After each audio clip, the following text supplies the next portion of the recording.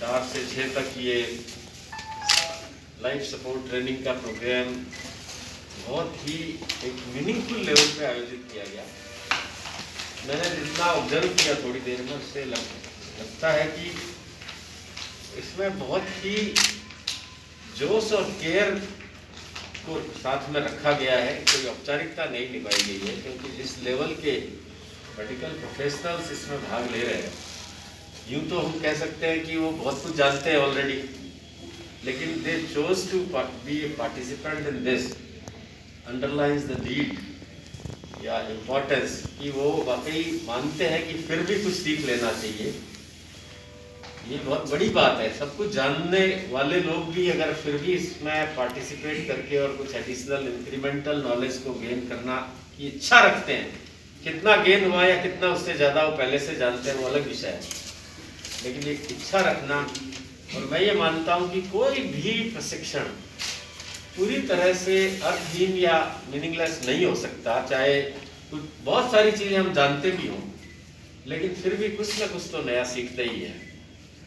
और paramedical staff भी बड़ी संख्या में यहाँ पर है, और दिल्ली से जो मिस रुचि ने जो रिसोर्स पर्सन के रूप में यहाँ पे आई है, मुझे लगता है, और मैंने तो एक क्वालिटी ऑफ सर्टिफिकेट भी नोट किया है कि कोई भी काम यहाँ औपचारिकता के रूप में नहीं हुआ। बहुत साथियों, सच में अब ये हम लोग बार बार हर फोरम पे कहते भी हैं कि 10,000 तो डेथ्स होती है राजस्थान में, हिंदुस्तान में 1.5 लाख डेथ्स होती है, 4.5 लाख एक्सीडेंट हिंदुस्तान में होते हैं, हमारे यहाँ 25,000 घायल होते हैं। अब एक एक जीवन अनमोल है। हमें निश्चित रूप से ये सोचना चाहिए कि हम विक्टिम होने के बाद ही, हमारे परिजन या हमारे नियर एंड डियर कोई क्लोज सर्किल में विक्टिम होने के बाद ही हम जागे, ये कोई समझदारी की बात नहीं है। दुर्घटनाएं कम हो, हर दिन का अखबार पढ़ के और वाकई काफ़ी दुख होता है। और अब तक जो हमारा इस बारे में जानकारी है, 70% ओवर स्पीड से होती है, और उससे भी ज़्यादा करीब करीब 85 से 90% ह्यूमन एरर से होती है। अब आप सोच सकते हैं, बाकी सब बातें अपनी जगह है, व्हीकल फिट था या नहीं, रोड कैसी थी, अरे भाई रोड पे खड्डा था पर आप तो धीमे कर सकते थे। तो ह्यूमन एरर तो इसका प्राइम कॉज है ही है।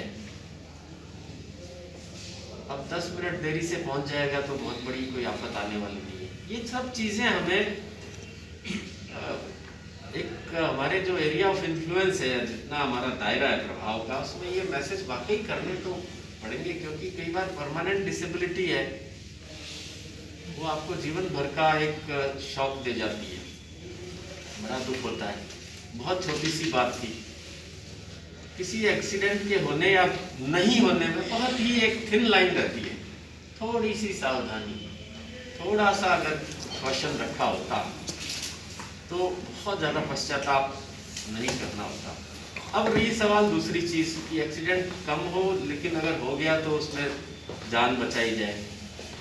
तो जो आप लोगों ने लेटेस्ट सारी तकनीकों को यहाँ सीखा है, वैसे आप बहुत सारी चीज़ों को सेवा करते रहे हैं, बहुत ही आउटस्टैंडिंग सेवा, चाहे एक्सीडेंट रिलीफ में हो या कोविड में हो या दूसरी चीज़ों में हो, बहुत ही आउटस्टैंडिंग सेवा आप लोग करते रहते हैं। और खुद की परवाह किए बिना भी, आज जैसे कोविड की मैं बात करूं, चाहे दूसरी वेव में कितनी ही घातक हो, लेकिन हमारी मेडिकल फ्रेटर्निटी की टीम 1 मिनट भी पीछे नहीं हटी, चाहे ऑक्सीजन की कितनी भी किल्लत रही हो।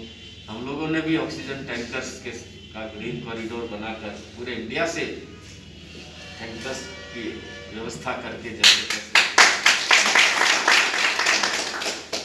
साथियों, सच में आवश्यकता तो अभी बहुत कुछ करने की है कि हमारा एक बहुत इंटेग्रेटेड नेटवर्क बने, जिसके अंदर सारे not only government ambulances but private ambulances और ट्रॉमा सेंटर, और जो हमारी जो फर्स्ट रिस्पॉन्डर पुलिस होती है और बाकी लोग भी, लेकिन ये 3 तो विशेषकर प्राइवेट और सरकारी एम्बुलेंसेज प्लस जो हमारे मेडिकल जो सर्विस इंस्टीट्यूशंस है, चाहे ट्रॉमा सेंटर हो या अदरवाइज हो, प्लस जो हमारे पुलिस है, इनका एक ऐसा कि वो एडवांस इंटीमेशन की जो डॉक्टर साहब अभी बात बता रहे थे, केवल कुछ हद तक ठीक है, आगे बढ़ रहे हैं हम सरकारी में हो, लेकिन प्राइवेट को भी इसके साथ में हमें लाना ही चाहिए, क्योंकि बहुत सारे मामलों में सरकारी भी नहीं पहुंच पाती और प्राइवेट उससे भी लोग आते हैं।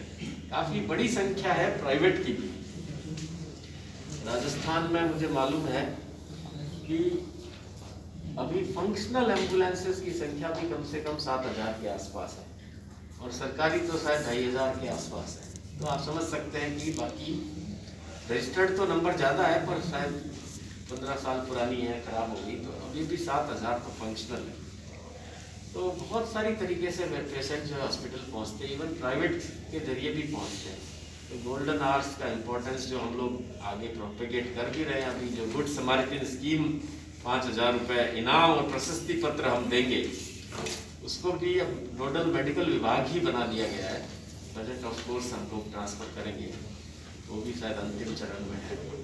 तो सरकार देखिए काफ़ी हद तक लगातार कोशिश कर रही है, पर कहीं ना कहीं हम सभी को इसे वाकई एक मिशन के रूप में कहीं न कहीं लेना पड़ेगा कि एक जान की अगर हम हमारे प्रयास से बचा पाते हैं तो वो बड़ा सार्थक होगा।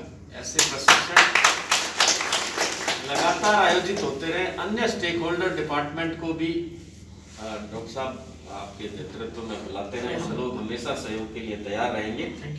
तो लगातार स्टेक होल्डर, चाहे वो road owning agencies, PWD, NHAI, इस तरह के लोग हों, चाहे पुलिस के लोग हों, चाहे आपके और फील्ड में, क्योंकि देखिए SMS और इसके आसपास जो बड़ी एपेक्स इंस्टीट्यूशन है, यहाँ तो फिर भी वो लेवल का अवेयरनेस है।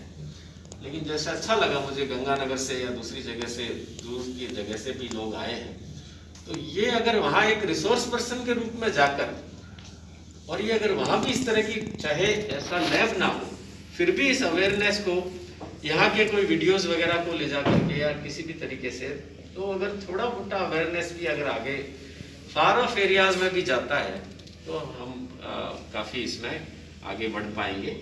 आपने किया, बहुत धन्यवाद के पात्र हैं, और आपका जो इंटरेस्ट है सभी लेवल पे, वो बड़ा ही विजिबली अप्रिशिएबल है। Thank you very much.